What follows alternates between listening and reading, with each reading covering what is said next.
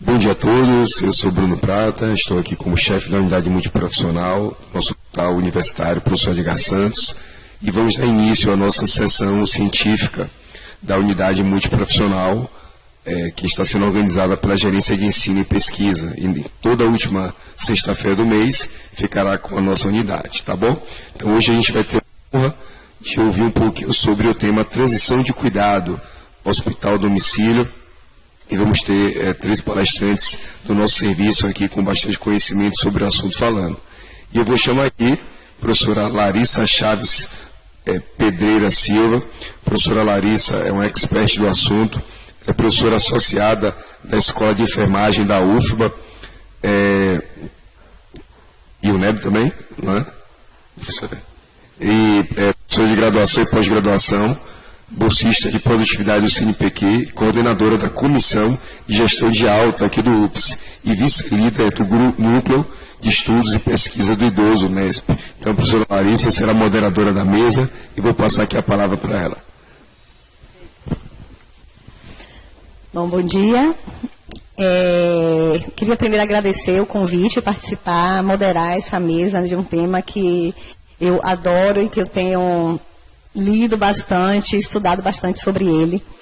E, para compor a mesa, eu vou apresentar, né, as pessoas que estarão nessa mesa e vou convidar a primeira pessoa que vai falar. Então, a mesa ela está composta, né, por 3 profissionais. Então, primeiro a doutora Renata Farias Amorim, ela é fisioterapeuta, ela é mestre em enfermagem e saúde pelo programa de pós-graduação em enfermagem e saúde aqui da UFBA. E é fisioterapeuta assistencial da unidade multiprofissional aqui do hospital. A segunda palestrante dessa mesa é a doutora Verônica Monteiro Leão. Ela é fonoaudióloga assistencial da assistente da unidade multiprofissional.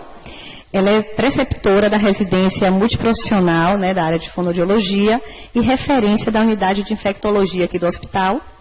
E a doutora Ana Patrícia Teixeira, que é terapeuta ocupacional, ela é terapeuta ocupacional assistencial da unidade multiprofissional e referência da unidade de terapia intensiva aqui do Hospital Universitário. Então, primeiro, vou convidar a Renata Farias Amorim para poder fazer a sua apresentação. Obrigada, Renata. Bom dia a todos. Hoje vou falar sobre um tema que é o meu tema de estudo, foi meu tema de mestrado, junto à minha professora Larissa. E eu vou falar sobre a transição do cuidado hospital-domicílio sobre o olhar do fisioterapeuta. Então, primeiro, conceituando transição. Transição é um processo de mudança, né, em todas as etapas da vida e sobre diversos assuntos. E no contexto de saúde, a transição do cuidado hospital-domicílio consiste em preparar pessoas hospitalizadas para o retorno aos seus lares e suas famílias, né?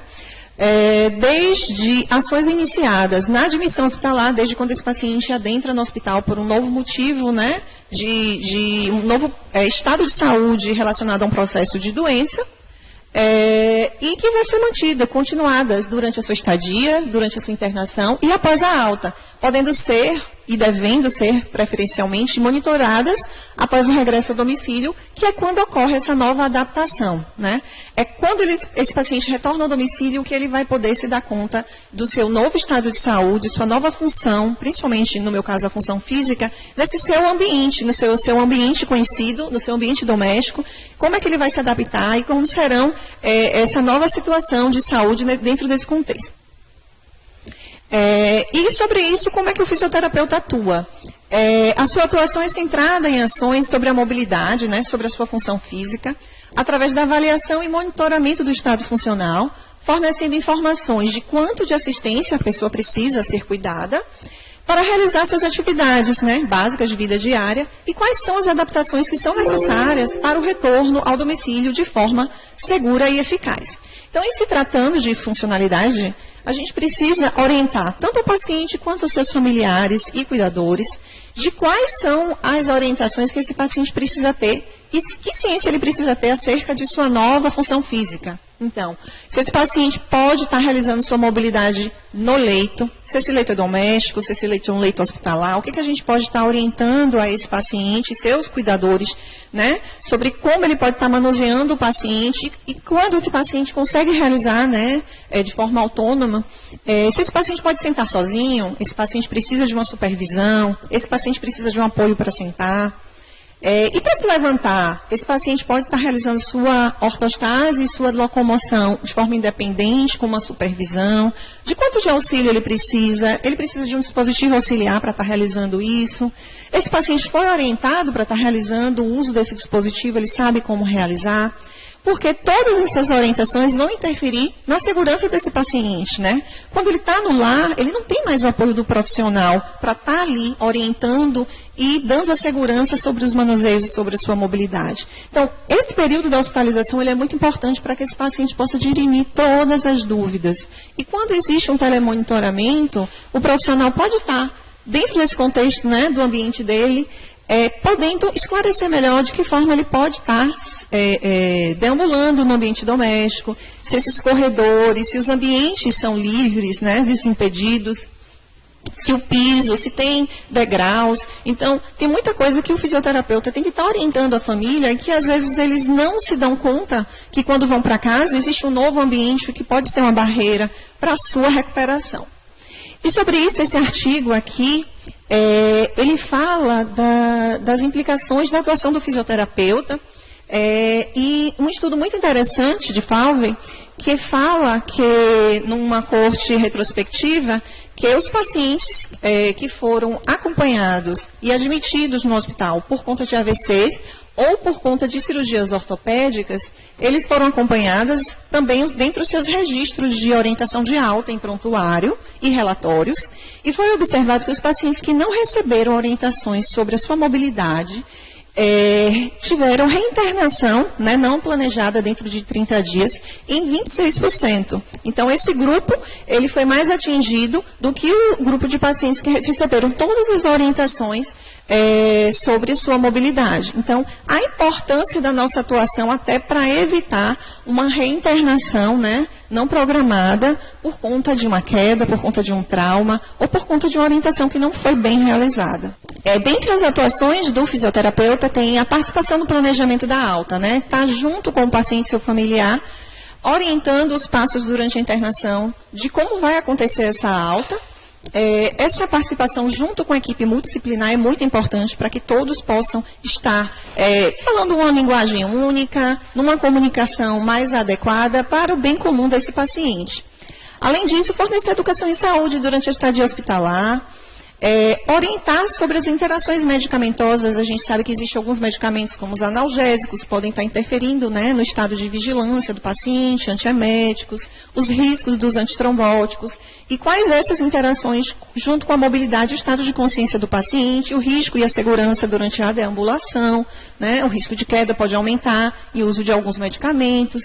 Capacitar tanto os pacientes quanto os familiares sobre como é que esse paciente pode estar realizando as transferências, sua mobilidade, se for um paciente acamado, quais os posicionamentos no leito, se o paciente puder estar deambulando, de que forma ele vai fazer, para que eles se sintam seguros de estar replicando isso de uma forma adequada em casa. Além disso, orientar também sobre equilíbrio postural, as transferências e a prevenção de quedas.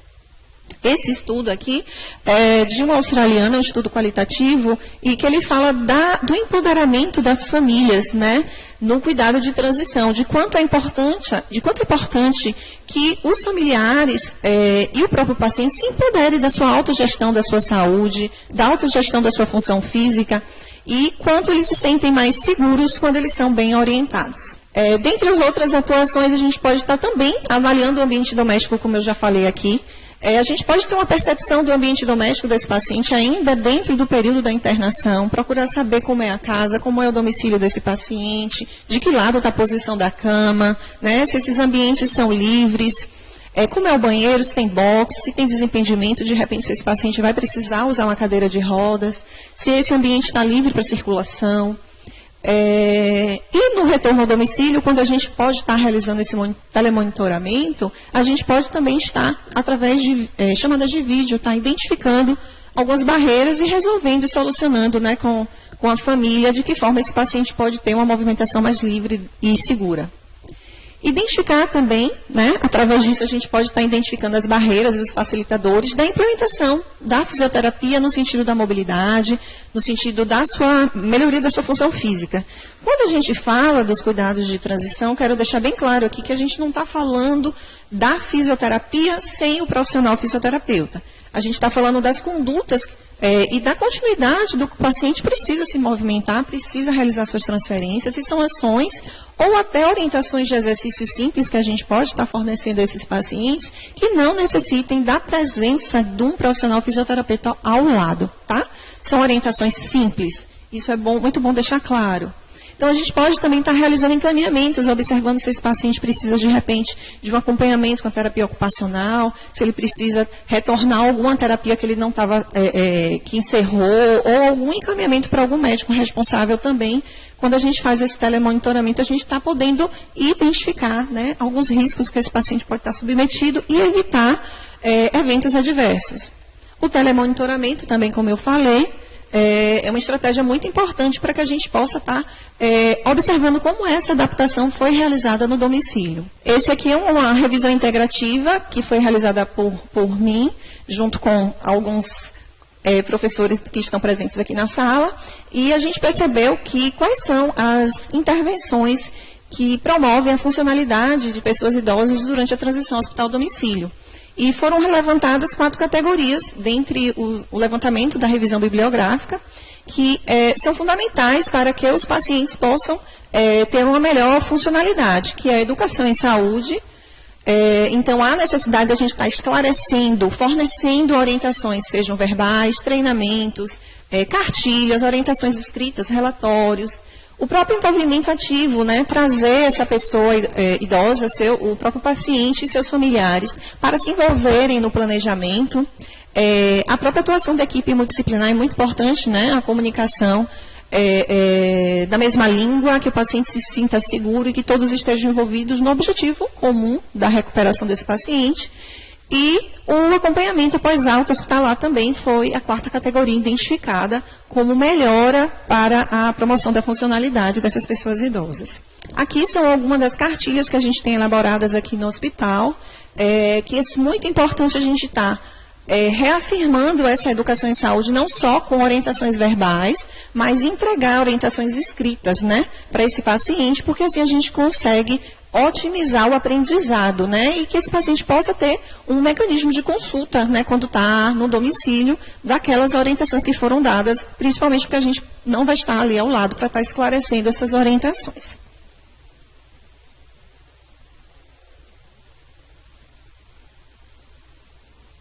E aqui são algumas imagens que eu pude, no trabalho que eu pude participar junto com a professora Larissa, no projeto de cuidados de transição, em que a gente realizava acompanhamento de pacientes na unidade músculo-esquelética, unidade 3C.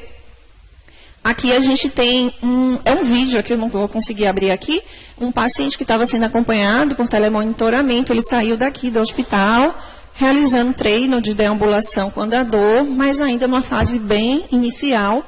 E aí, após algumas sessões, umas 3 semanas de acompanhamento, o cuidador responsável, né, encaminhou um vídeo dele já deambulando de forma independente, lógico, com supervisão no domicílio. E eu pude também observar o ambiente doméstico que esse paciente estava inserido. Aqui, nessa segunda imagem, foi uma paciente também que foi acompanhada no projeto, que já estava realizando a sedestação com melhor controle de tronco. Aqui a foto de um paciente, que foi um caso muito interessante que a gente acompanhou. Ele é um paciente jovem, ele estava no hospital psiquiátrico e ficou muito tempo acamado, cerca de 7 meses, e ele desenvolveu uma fraqueza muscular muito importante. Ele estava realmente dependente funcional, e aqui a gente pôde acompanhar ele já iniciando o processo de treinamento de deambulação. Só que ele chutava muito o leito e ele tinha uma lesão. Então, quando ele retornou para casa, a gente precisou orientar de que forma ele poderia continuar a locomoção dele sem que interferisse na abertura de uma lesão. E, para isso, a gente utilizou a equipe multidisciplinar, o apoio da enfermagem, para a gente estar dando orientação a esses pacientes. Isso aqui também são outras imagens sobre deambulação dos pacientes que eram acompanhados. E hoje eu continuo a atuação junto meus atendimentos na assistência e também participando da comissão de gestão de alta daqui do hospital, que é uma comissão nova, que está atuando desde fevereiro deste ano. Essa comissão ela foi implementada junto com um projeto de doutorado e teve todos os fluxos e ordenamentos realizados de uma forma dinâmica com a equipe multidisciplinar. Essa aqui, a comissão, ela é formada por fisioterapeutas, enfermeiros e também tínhamos um assistente social que colaborou na confecção dos instrumentos, que hoje a gente não tem mais, não está fazendo mais parte do quadro. E a gente faz um projeto piloto na unidade 3C, em que acompanhamos os pacientes para realizar uma deshospitalização e uma alta mais segura. E esses pacientes também, quando necessitam, são acompanhados por telemonitoramento. Aqui são os fluxos que a gente construiu para a admissão na comissão, e a gente avalia muito, tem um peso muito grande, o grau de dependência funcional desse paciente, o apoio da rede de saúde e o apoio de familiares, né, na rede social e na rede informal. E dentre os pilares que a gente avalia dentro da comissão, a gente avalia dispositivos, a pele, a mobilidade, a alimentação, a polifarmácia, para dar orientações a esses pacientes. E apesar de 6 meses, a gente está conseguindo realizar um trabalho, caminhando, né, num trabalho de observação de resultados e que precisa ser expandido, né? O desejo da gente é expandir para outras unidades aqui do hospital, mas a gente precisa ainda se fortalecer em quantidade para ter pernas para poder acompanhar esses pacientes. Então, deixo aqui como conclusão que o fisioterapeuta ele tem um importante papel no gerenciamento da função física, participando do planejamento da alta, além de somar forças com a equipe multidisciplinar em modelos de transição, para melhor contribuir com a adaptação para a manutenção do cuidado no domicílio, objetivando a melhoria da capacidade física, a manutenção ou recuperação da independência funcional e na preservação da autonomia desses pacientes. Aí, muito obrigada.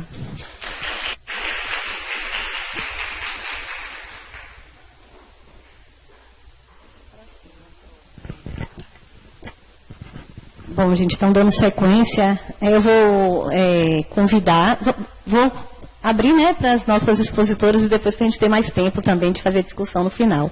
Então, vou convidar a Verônica Monteiro Leão para poder falar um pouquinho sobre a experiência da fonoaudiologia nesse contexto.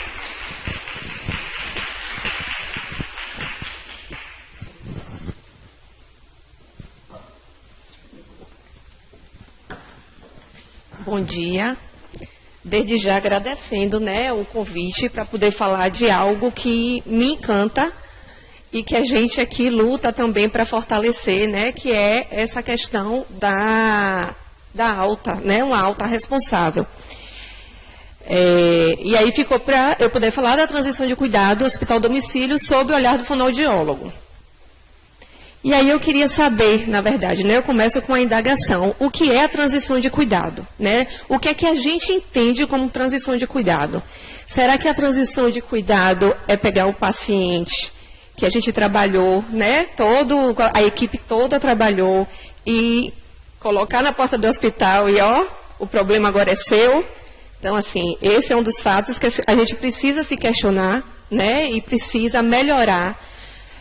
Antes de começar, eu até brinquei falando, a gente precisava ter profissionais de outras áreas aqui, né? Porque eu acho que isso precisava ser divulgado para todo o hospital, que é um verdadeiro trabalho de formiguinha que a gente da equipe multi faz para conseguir essa alta responsável, né? E Ana Patrícia também sabe disso. Então, para alguns autores, né, temos o Oakes que fala que a transição de cuidado é o conjunto de ações que visa assegurar a continuidade da assistência. Obrigada. Entre a transferência de diferentes níveis de cuidado ou transferência de local. Já para a Costa, a transição de cuidado é um termo amplo que promove a transferência segura e oportuna dos pacientes entre os níveis de atenção, incluindo atividade desde a admissão, alta hospitalar e acompanhamento imediato pós-alta, sendo considerado uma parte do cuidado integrado em um programa de prevenção à reinternação. E para a Cruz, a transição efetiva do cuidado possibilita uma assistência contínua, segura e individualizada, o que melhora os desfechos em saúde.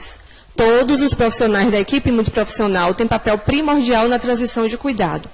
E elaborando, né, essa apresentação, tem um livro muito legal que chama Deshospitalização, que é do Ministério da Saúde, e nele fala que um paciente que teve a alta e teve uma reinternação em 30 dias pode ser considerada uma falha nessa alta.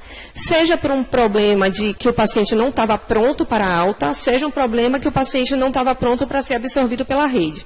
Então, é algo para se pensar, porque muitas vezes acontece, né, do paciente ter alta em algumas unidades, em um mês o paciente volta. Então, é uma outra reflexão. E aí, a transição de cuidados do paciente na alta hospitalar pode se dar de duas formas, né? Por um lado, a rede de atenção à saúde, pensando nos 3 níveis, né? Atenção primária, secundária e terciária, e a atenção domiciliar, que é algo que tem crescido e fortalecido também aqui no nosso estado.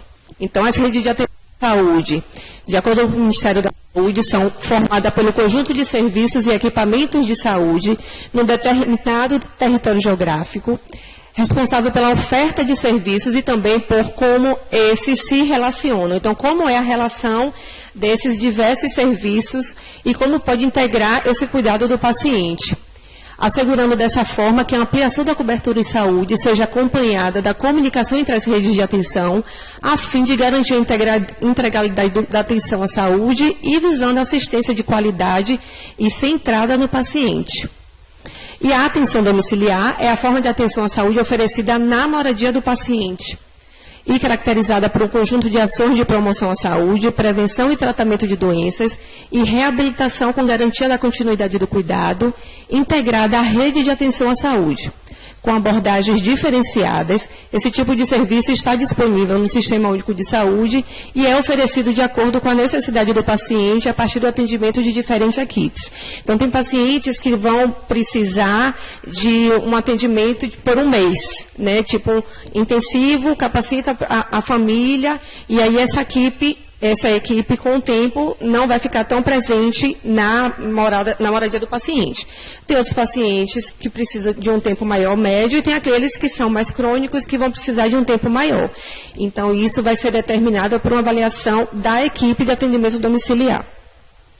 E ontem, uma das responsáveis, né, pela deshospitalização, uma integrante da CESAB, que ela trabalha na regulação, estava justamente conversando comigo, né, no outro vínculo, falando da dificuldade de achar fonoaudiólogo para trabalhar nesse atendimento domiciliar.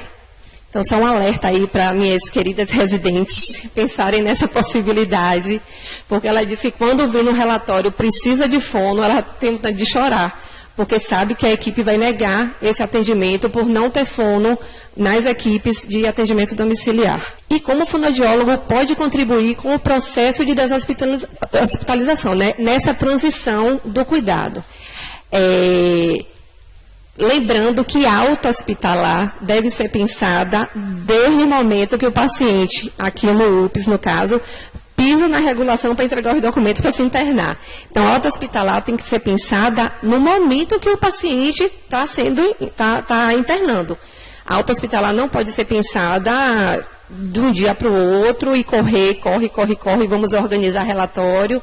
Temos que elaborar isso com mais cuidado. E o fonoaudiólogo vai atuar nos 3 níveis de assistência. Na atenção primária da saúde, atuando na estratégia de saúde da família, núcleo de apoio à saúde da família, né, NASF, que é uma coisa também que nos interiores essa atuação é muito maior do que na própria capital. A gente tem interiores que tem fonoaudiólogos atuando tanto na estratégia de saúde da família quanto no NASF, e aqui a gente vê essa carência.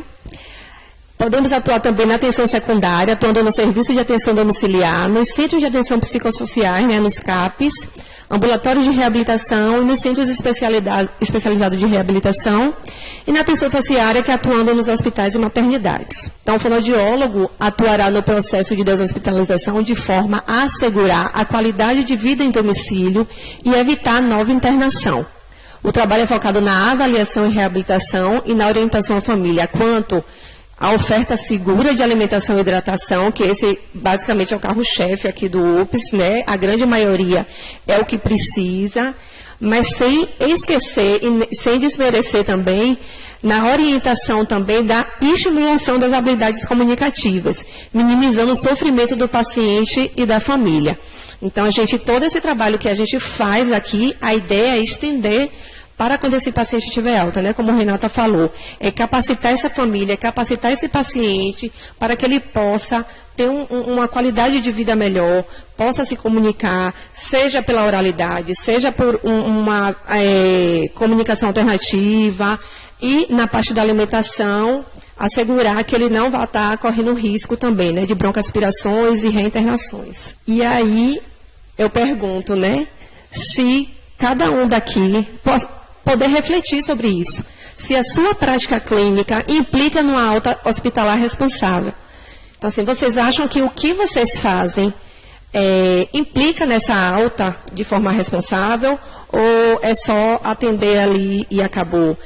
Então, é algo para refletir. Rosana, psicóloga, ela sempre fala assim, quando a psicóloga aqui do UPS, né? Você gostaria de ser atendido por você, tipo assim, né, a gente poder refletir, ou ter mais empatia mesmo com o paciente, que aquele paciente ali poderia ser qualquer um dos nossos familiares, qualquer um de nós. Então, a gente poder se implicar nesse processo, né? Não é só o fazer para melhorar a internação do paciente, é pensar no depois também. E quais os pontos relevantes para uma hospitalar responsável?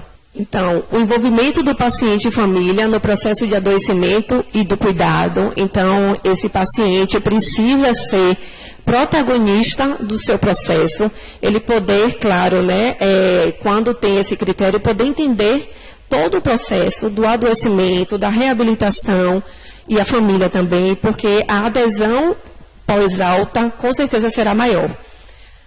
A comunicação eficiente entre paciente, família e equipe assistencial, esse eu acho que é um grande nó aqui e em outras unidades também, não só aqui no hospital, que é a comunicação, a forma que é passado para o paciente sobre as limitações que ele possivelmente vai ter, a família poder entender e a gente poder entender também o que esse paciente está passando, o que essa família está passando, poder compreender que não está sendo fácil, até para a nossa comunicação ser mais fluida, né? Tanto com o paciente quanto com a família.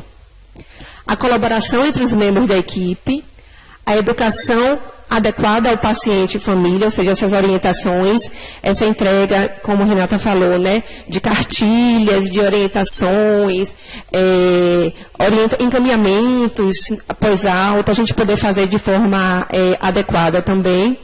E a continuidade do atendimento nos serviços de saúde. Muitas vezes, nós próprios profissionais não temos conhecimento do funcionamento da rede. Eu acho que isso tinha que ser básico, dado assim em graduação da área de saúde, poder entender como a rede funciona, porque muitas vezes a gente não faz o encaminhamento correto por desconhecer. Então, a gente precisa entender como funciona essa rede, o que é que a gente vai encontrar, utilizar de instrumentos que nós temos, né, do Sistema Único de Saúde, que a gente nem sabe utilizar, muita gente nem conhece, né, que é a ficha de referência e contra-referência. Então, se no meu serviço eu não posso abarcar a demanda daquele paciente, eu vou encaminhar para algum lugar, mas não encaminhar de boca, encaminhar com um documento, porque se no outro serviço não puder, ele vai precisar me responder. E esse paciente não fica solto, sem uma assistência, sem alguém por ele, vamos dizer assim, né? E a gente sabe da dificuldade. Então, a comunicação é importantíssima e o conhecimento do funcionamento da rede. E aí, esse mesmo autor, né, em 2019, Olário, em 2018, ele fala, em 2019, deshospitalizar está para além da retirada da pessoa do hospital, que é a resposta da minha primeira pergunta. Né? Não é só dar alta e se livrar, vamos dizer, né? Se livrar do paciente. Isso, para mim, não é uma alta responsável. É poder garantir que esse paciente vai ter possibilidades da continuidade desse tratamento, da integralidade desse cuidado. Então, eu acho que isso é responsabilidade de todos os profissionais da área de saúde. E aí ele continua, sendo um processo contínuo e solidário, construído coletivamente, considerando os aspectos técnicos, científicos, profissionais e as necessidades do usuário e da família. E a deshospitalização requer articulação em rede de forma integrada e humanizada, para que a continuidade do cuidado seja feita de forma segura, eficaz e responsável. Para isso, faz-se necessário garantir a continuidade de cuidado através de ações de promoção à saúde, prevenção, tratamento de doenças e reabilitação prestada ao usuário, sem descuidar da garantia da continuidade e integralidade do cuidado. E era isso que eu queria passar. Obrigada.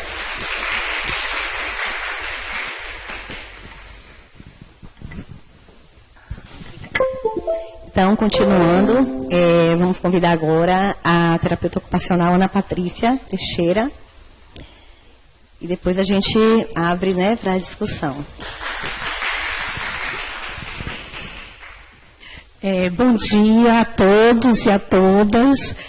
Como a Verônica falou, é um prazer, né? Eu queria, primeiramente, agradecer, né, a participação da gente, da terapia ocupacional, e também parabenizar a equipe Multi, né, o setor Multi, por esse momento de discussões que é tão importante para a gente fortalecer a nossa prática, né, e a gente realmente, um dia, falar de unidade interdisciplinar ou transdisciplinar, né, a gente sair um pouquinho do Multi e realmente ter essa interligação entre as categorias, que é muito importante. E como a Verônica falou, seria tão importante que tivesse outros profissionais aqui, outras categorias, para a gente poder enriquecer ainda mais a nossa prática. Então, atualmente, eu sou referência da UTI 2, mas também já tive na cardiologia, já passei também pela neurologia, então eu espero contribuir bastante aí com essa sessão científica. Então, no contexto hospitalar, a gente se depara com esse indivíduo, né?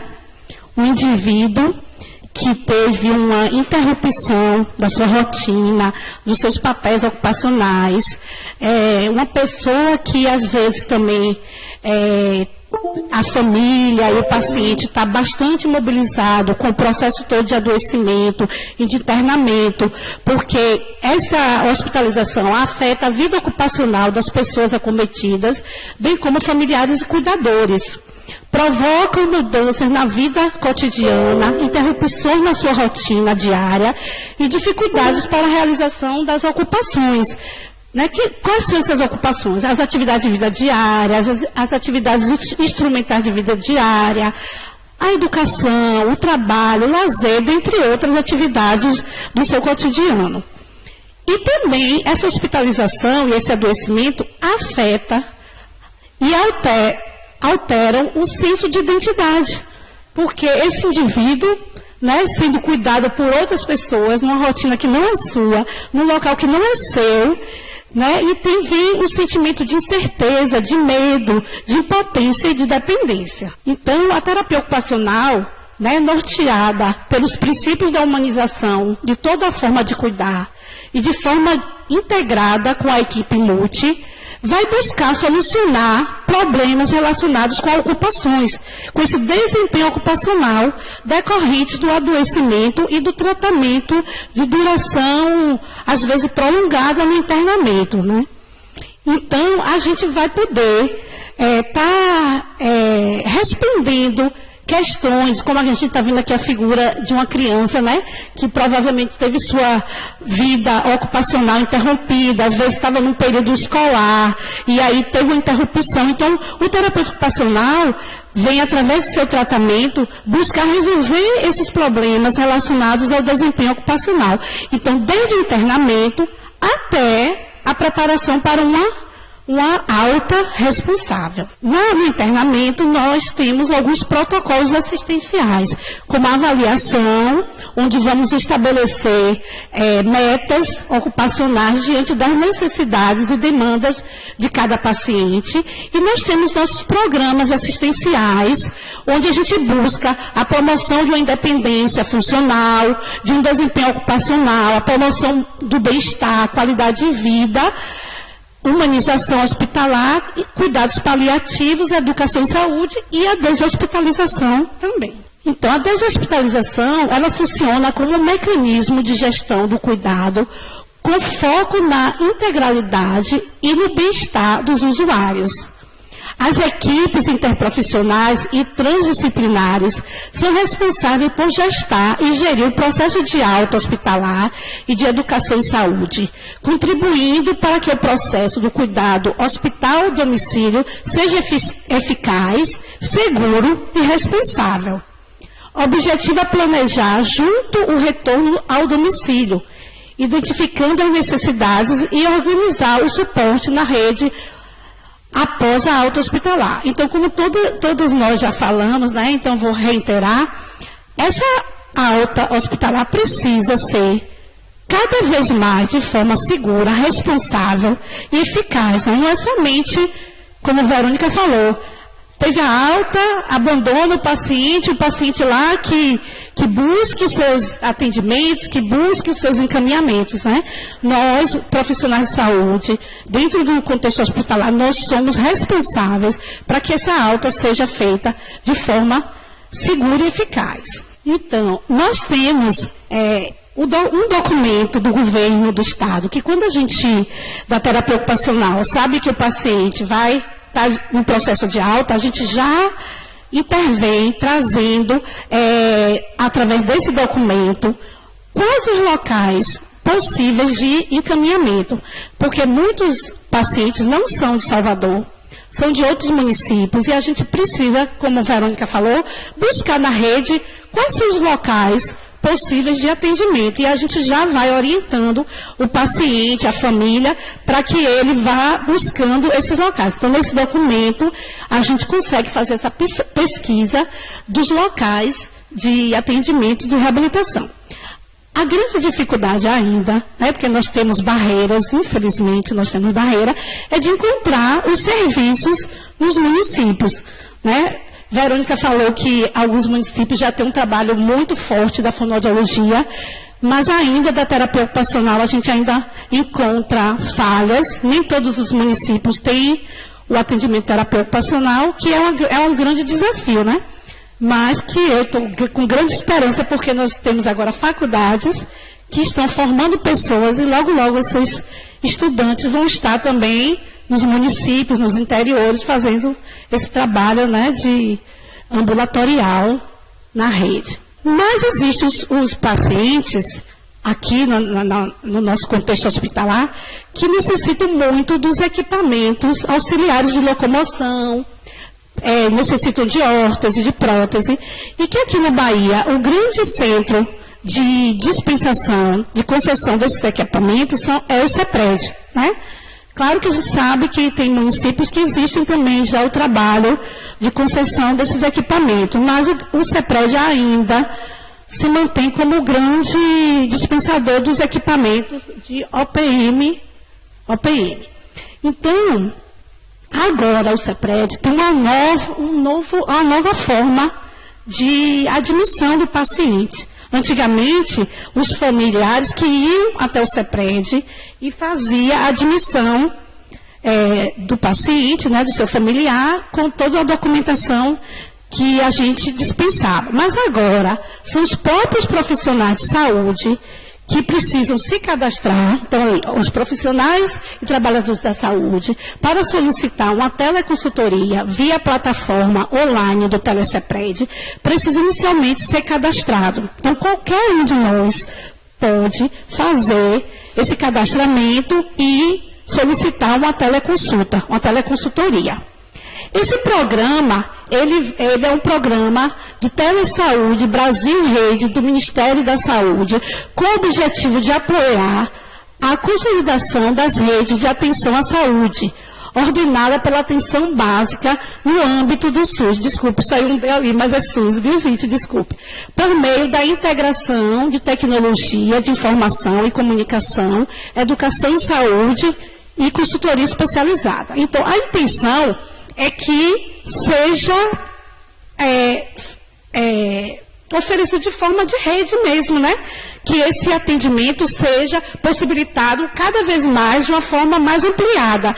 Então, diante desse programa, é possível qualquer profissional de saúde fazer a solicitação da teleconsultoria. Então, nós da terapia ocupacional, quando a gente tem aquele paciente que precisa ser encaminhado para o CEPRED, logo a gente pede para ele todos os documentos necessários, que é ali, RG, CPF, cartão do SUS, comprovante de residência, e-mail e contato telefônico, para a gente poder preencher um formulário, que esse formulário está na plataforma, a gente preenche com todos os dados, inclusive também o relatório do médico com o CID da doença ou da limitação física, para a gente também estar agregando na documentação e também preenchendo o formulário, porque toda essa documentação vai ser encaminhada pela plataforma do Telecepred.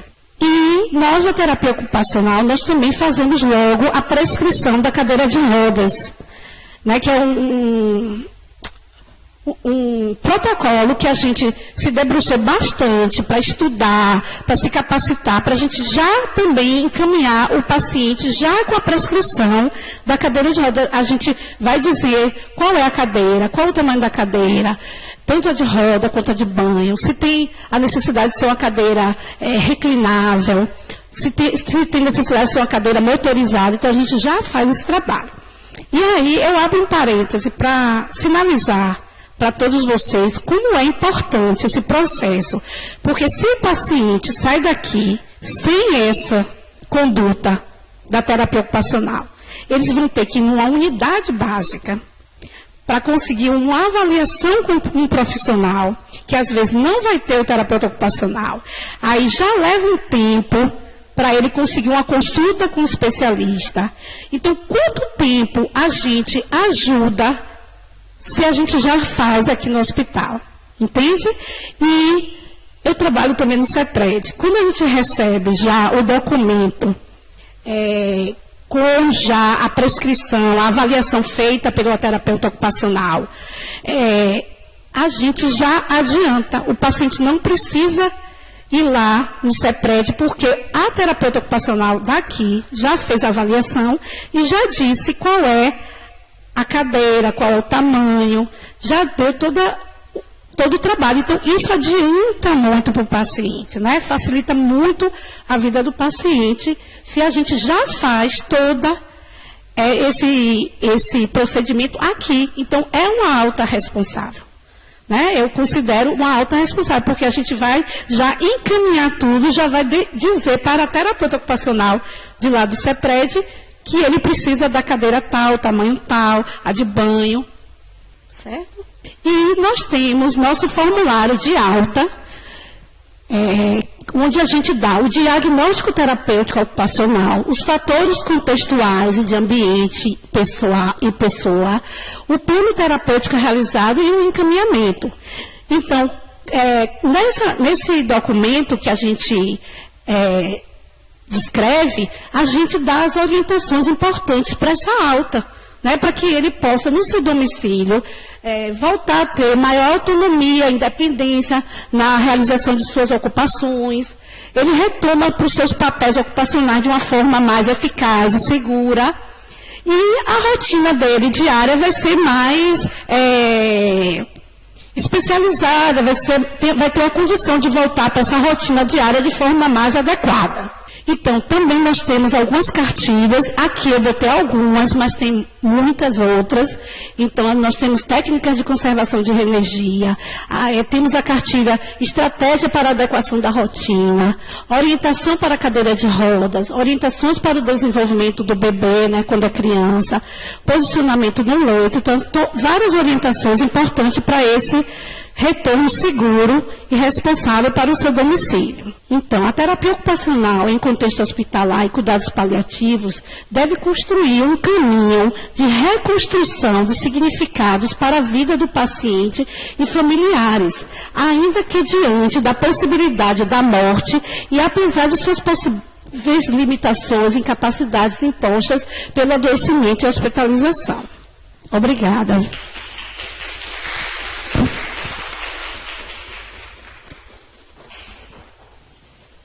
Bom, então, obrigada, Ana Patrícia. A gente vai abrir aqui, né, uma discussão. Aqui, são meio-dia, a gente pode avançar 10 minutinhos, professor Bruno, para poder fazer uma discussão aqui? Pronto. Então, eu queria parabenizar, né, as pessoas que apresentaram a gente. Essa questão da transição do cuidado, né, da gestão da alta, ela é extremamente importante, principalmente no contexto hoje, né, do envelhecimento da população, muitas pessoas com dependência funcional, pessoas que têm acesso a tratamentos e que possibilitam uma continuidade do cuidado, e essa continuidade precisa ser no domicílio. Então, embora a gente tenha uma portaria, né, que direciona o funcionamento do hospital, e nessa portaria, ela é de 2013, e nessa portaria fala da alta hospitalar e da alta hospitalar responsável, mas esse foco mesmo da continuidade do cuidado, ele tem tomado uma dimensão, né, mais recente, certo? Então, até então, a alta tem sido uma coisa muito pontual do momento que o paciente sai do hospital com inúmeras orientações, né? E a gente, para além dessa RDC, a gente tem a Portaria Nacional de Cuidados, que está na mão do presidente da República para assinatura, e ela já está pronta. E essa Portaria Nacional de Cuidados, ela tem o objetivo de apoiar as pessoas na comunidade com dependência funcional e seus cuidadores. Então, isso também fala a respeito da alta responsável. Certo? Então, só para dar um exemplo rápido, e eu vou abrir aqui para as colegas. Ontem a gente teve uma situação na unidade de um idoso com 74 anos, com sequela de AVC, que ele era ígido, ele morava sozinho, e ele sai de alta com disfagia, precisando mudar a alimentação para... A Ana está ali. Mudar a alimentação para uma dieta pastosa. Ele sai com hemiplegia, certo? Ele era um idoso que ele era destro, e ele sai justamente com hemiplegia do lado direito, afásico, certo? Então, o filho dele, ele só tem 2 filhos, o filho dele, ele vai para a casa do filho agora, que o filho dele trabalha o dia inteiro, tem uma esposa que tem fibromialgia, tem um filho pequeno. Então, além disso, ele é um idoso emagrecido, com risco de lesão de pele, que vai para casa acamado, não tem pessoas em casa que fiquem com ele o dia inteiro. Então, como é que essa pessoa sai de alta, de uma hora para outra, ela vai para casa? Se não for feito um planejamento dessa alta, e uma coisa que, né, Verônica falou aqui também, desde o momento da admissão. Porque se não for feito o planejamento desde o momento da admissão, como é que a família vai aprender tudo no momento que vai sair, certo? Então, trazendo esse exemplo, essa importância, né? Então, eu vou abrir aqui, né, para vocês, se quiserem colocar alguma coisa, fazer alguma pergunta, alguma pontuação aqui para as colegas. Vocês também, né, se quiserem fazer uma pergunta mais...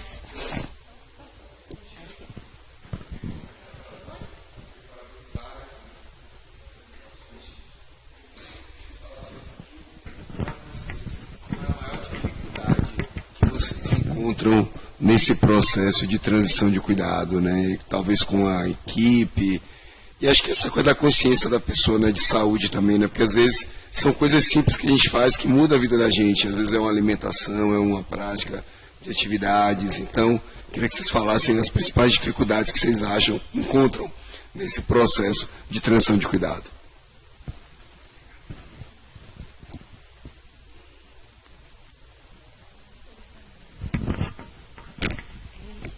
Ótima pergunta, viu, Bruno? Assim, eu acho que a grande dificuldade é toda a equipe entender essa importância. Porque eu mesmo já me deparei várias vezes de chegar com a programação da alta e o paciente já teve alta, né? E eu não fiz. Já teve caso da gente ir correndo no estacionamento, fazer a prescrição de cadeira de rodas, porque o paciente já estava de alta. Então, assim, eu acho que a partir do momento que toda a equipe, né, inclusive os médicos, enfermeiros, entenderem a importância, né, dessa alta responsável, eu acho que a gente vai ter muitos ganhos. Continuando o que a Ana falou, é se colocar no lugar, né? A gente mora num estado pobre, né, na região Nordeste, a gente trabalha no hospital público e a gente atende uma grande parte do público do interior do estado. E às vezes o profissional, né, chefe dessa gestão da saúde, que é o profissional médico, ampliar esse olhar, né, numa empatia do entendimento da condição. Quanto mais ele se envolver e a equipe como um todo se envolver no contexto social e saber um pouco mais sobre a vida do paciente, que ele não é só aquele paciente que entrou com hemiplegia e agora está com afasia, né, e disfagia, mas para além disso ele morava só e agora ele vai para um novo ambiente, ser cuidado por outras pessoas que trabalham. Então, o que a gente tem que fazer além do cuidado com ele, né? De que forma a gente pode estar se preocupando para que esse paciente não tenha um desfecho desfavorável, não retorne para um outro hospital, para a gente poder fazer um cuidado mais integrado. Então, o envolvimento com a história do paciente e, principalmente na particularidade do nosso hospital aqui, os determinantes sociais que influenciam demais na recuperação do paciente,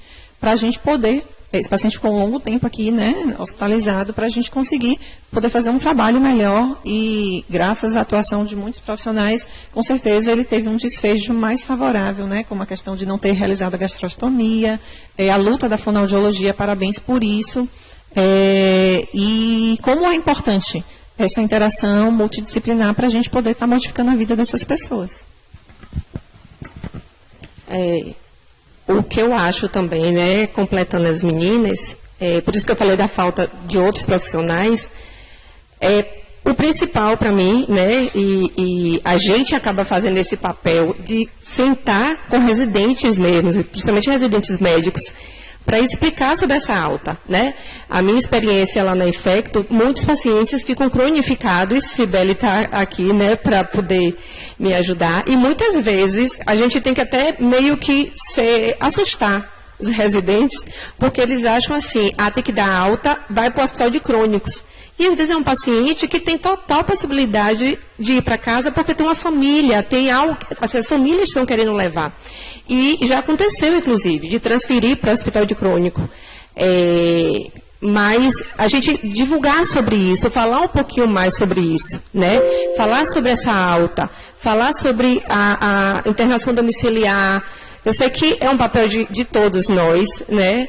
E essa é uma das dificuldades, mas eu acho que melhorou muito, né? Já melhorou muito. E outra é a questão de um treinamento, vamos dizer assim, uma capacitação dos familiares. Eu acho que seria até um projeto para se realizar, da equipe poder capacitar. Então, o paciente traqueostomizado, né, que para a gente é a grande dificuldade nessa alta. Então, o paciente que precisa ser aspirado, precisa ter cuidado, limpeza de endocânula, né, especificamente físio e fono falando. Então, capacitar aquela família para fazer isso, né, manejar isso, poder utilizar, porque internar um paciente, sair daqui para um outro hospital só porque acredita que a família não vai saber manejar uma traqueostomia, é muito complicado. Então, eu acho que é a falta de conhecimento, a falta de troca, a falta de espaços como esses, de discussões com mais profissionais. Eu acho que aqui é o grande nó. E essa falha de comunicação, né, como eu falei, não é só aqui. Eu acho que pode melhorar.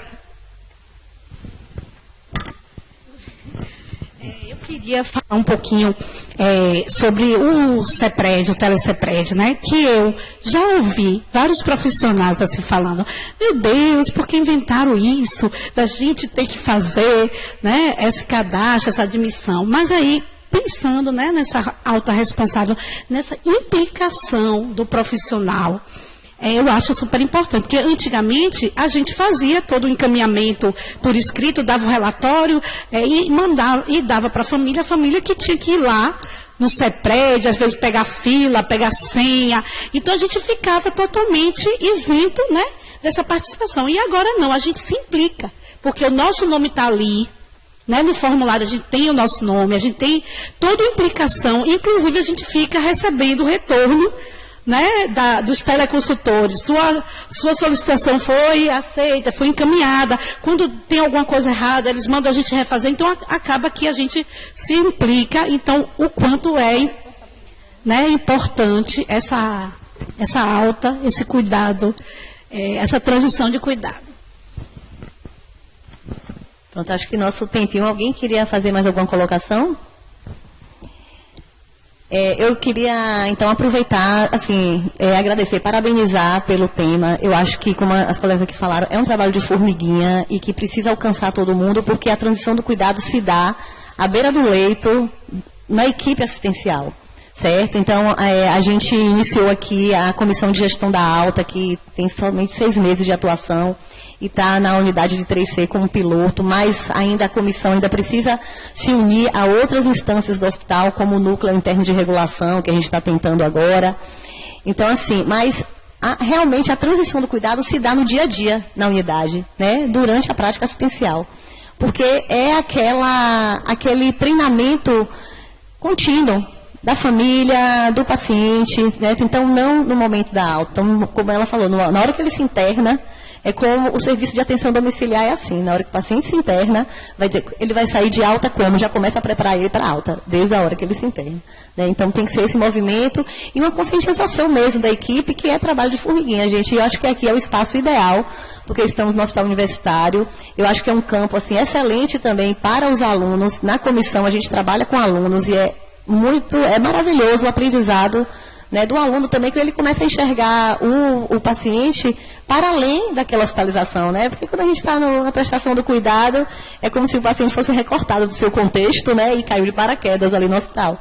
Mas a gente precisa conhecer esse contexto para oferecer uma alta responsável. Então, eu agradeço o convite, parabenizo pelo tema. Eu acho que é um tema que tem que ser, assim, sempre discutido, né, para poder sempre criar aquela sementinha. A transição da alta já é um tema assim, muito avançado em outros países, em Portugal, na Espanha. Em Portugal eles têm um sistema integrado de continuidade do cuidado. Na Austrália, né, Renata pegou muito material, principalmente com relação a quedas na comunidade. No Canadá também. Então, a gente precisa avançar nisso aí aqui no Brasil, né? Então, obrigada. E também eu queria colocar mais alguma... Obrigada, gente. Então, a gente encerra.